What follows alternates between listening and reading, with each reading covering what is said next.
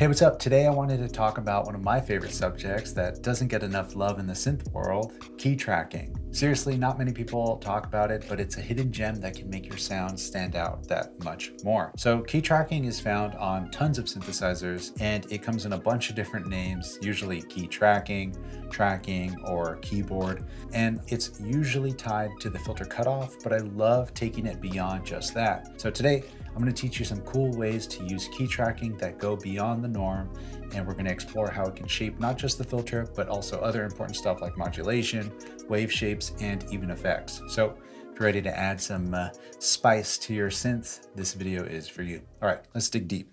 So this is the Peak, of course, one of my favorite synths to teach on because it's so laid out very well.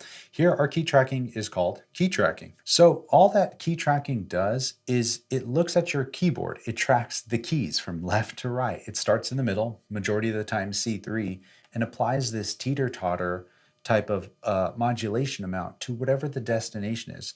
So in terms of our filter, the easiest way to hear this actually is if we turn all our oscillators down, we should technically have no sound. Correct. But if you turn your resonance all the way up, you'll have a self-resonating filter. Now, not all filters do this. This one happens too. If I turn key tracking all the way off, it's the same resonating frequency, right? That our filter is set to. If we turn key tracking up just a little bit, you can hear it's kind of tracking. If we turn it all the way up, it's basically like semitones, which you would expect. How this gets applied to your filter when there's actually sounds present is that your lower notes will be filtered more than your higher notes. See how we can hear these a lot more than we can these? If I were to turn our key tracking down, you can hear that those came up, that teeter-totter effect. You hear that?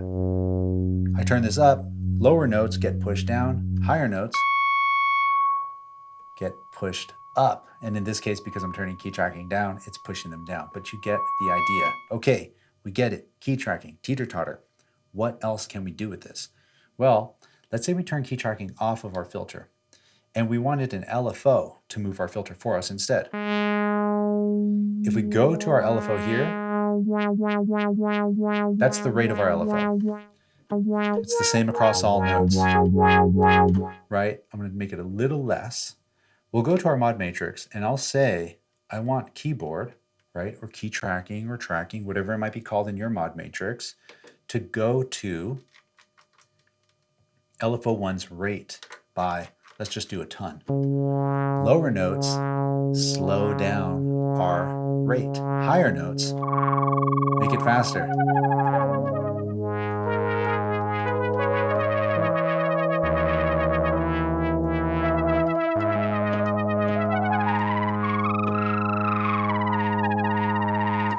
You get the idea? You start applying this to a bunch of different things. Now, this is a fun one because your notes dictate how fast your LFO is going to move.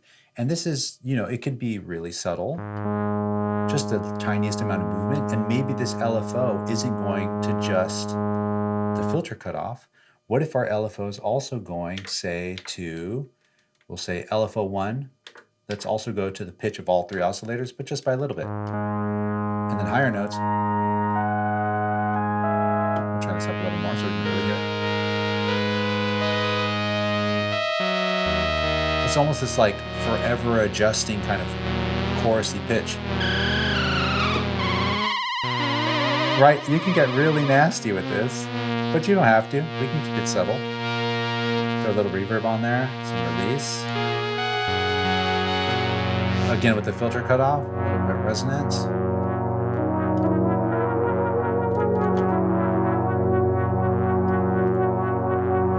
So that's one way to apply it to modulation. And speaking of modulation, a lot of this will end up living in the mod matrix of your given synthesizer because, like I said before, majority of the time it's connected to the filter. It is here, it is on the Avalon.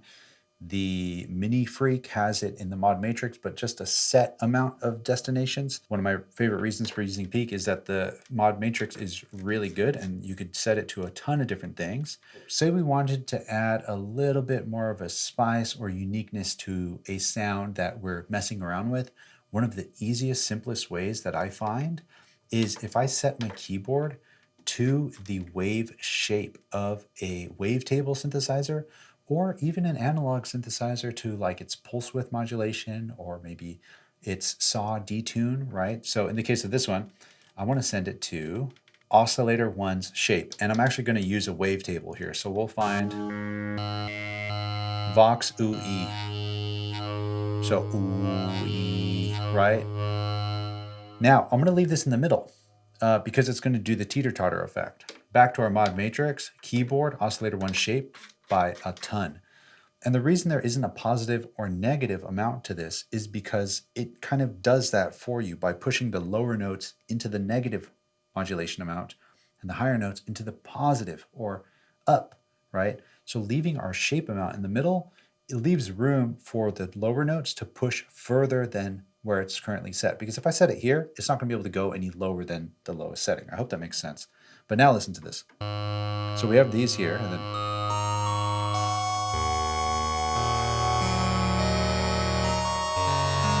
right? Let's play like a giant chord. And then I'll start turning this down. Right? Subtle. Flip it in negative territory. Now that teeter-totter gets pushed around.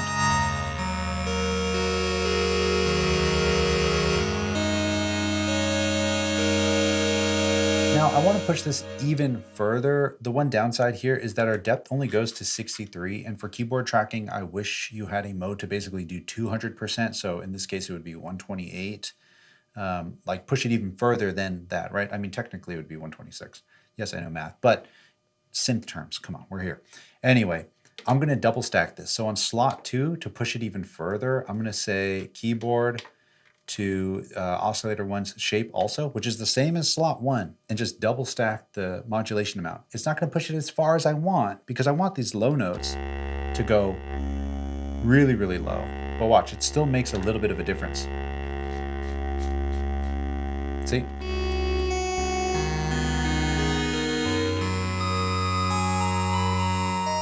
Let me turn this reverb off so we really hear. So this just gives a little bit more movement. And if you start messing around with different wave shapes, you can hear some that have a ton of texture to them. Like let's say, I don't know.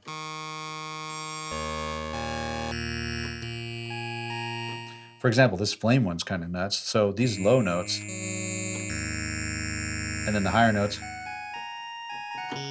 they almost sound kind of triangle-y.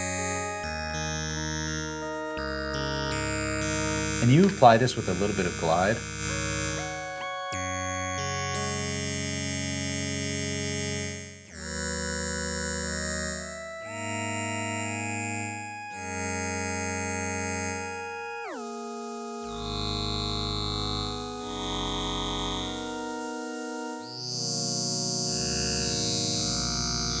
And then introduce some key tracking to our filter cutoff because I want those high notes to really shine and I want the low notes to kind of be muted a bit more. Right, if we really crank this up. All right, so I think that does pretty all right in kind of getting the idea across of what key tracking does, but you can get really wild with this. And I found this out specifically on this synth here when I was messing around, seeing where else it could go. One thing that Peak has in the effects section is another 4-slot mod matrix. If you go all the way to the end, we can now send our keyboard, which is one of the coolest things I think, where is it at? Here, to the delay time. And this one is a trip. So listen, I turn our delay up, make our delay time really fast, right? Okay, with keyboard modulating our delay time turned all the way up, the higher notes should do what? Exactly, turn our delay time faster. And then the slower notes, speed it back up.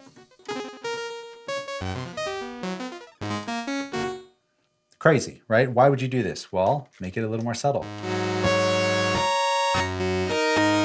And you hear it kind of whipping really fast, right? One thing that's cool about Peak's delay is it has a slew rate, which means that every time a new time is selected, that was a bad sentence, but every time you change, why do I keep saying time?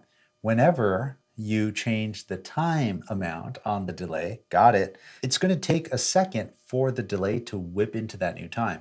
If our slew rate was at 0, it happens really fast.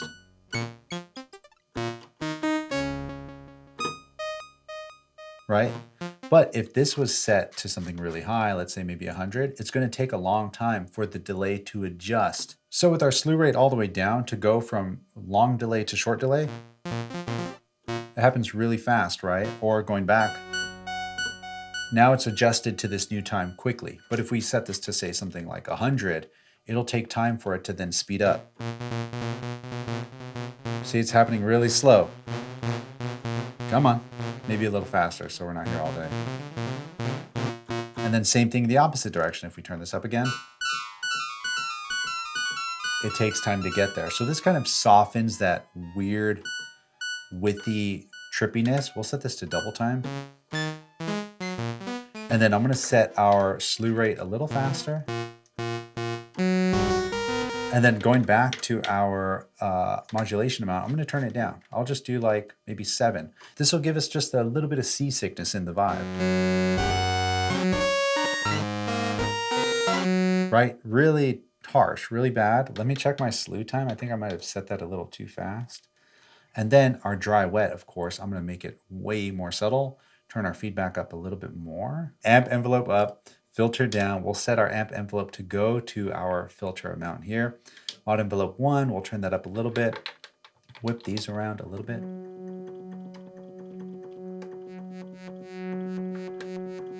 And then I'll say,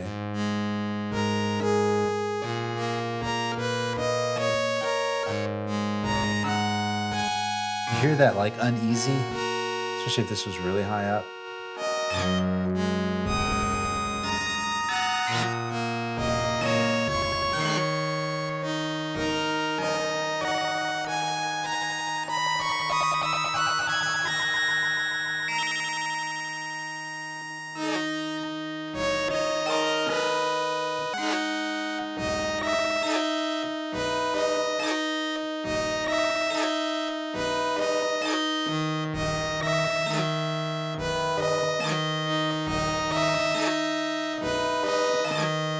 You get the idea. You can use this in such a crazy creative way. Like, what other modulation source even comes close to keyboard tracking other than like manual buttons that you can pre-select and set to do different things? And here we're tripping out because the higher notes are doing longer delays and the lower notes are doing shorter delays. But don't forget that you always have, well, majority of the time, you have the ability to flip this in reverse. So now lower notes push the delay time up, and then faster when the higher notes come in. Right, and we'll say, again, let's get C6, turn the slew rate all the way up so that the delay is kind of present where it wants to be all the time, but moves around almost too slow for us to even really realize.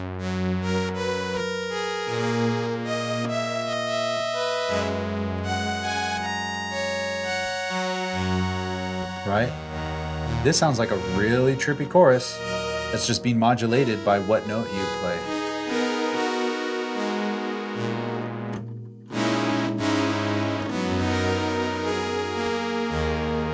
And then you tie this in with this key tracking here.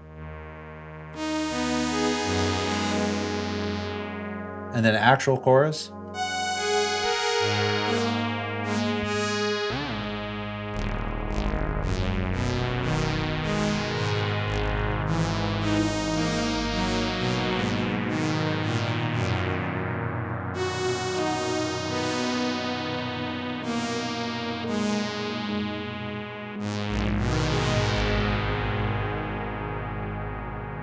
Okay, so I really hope you got something from all that. Forgive me if I went too quick. I'll be down in the comments if you have any questions about key tracking, because like I said before, it's one of my favorite things.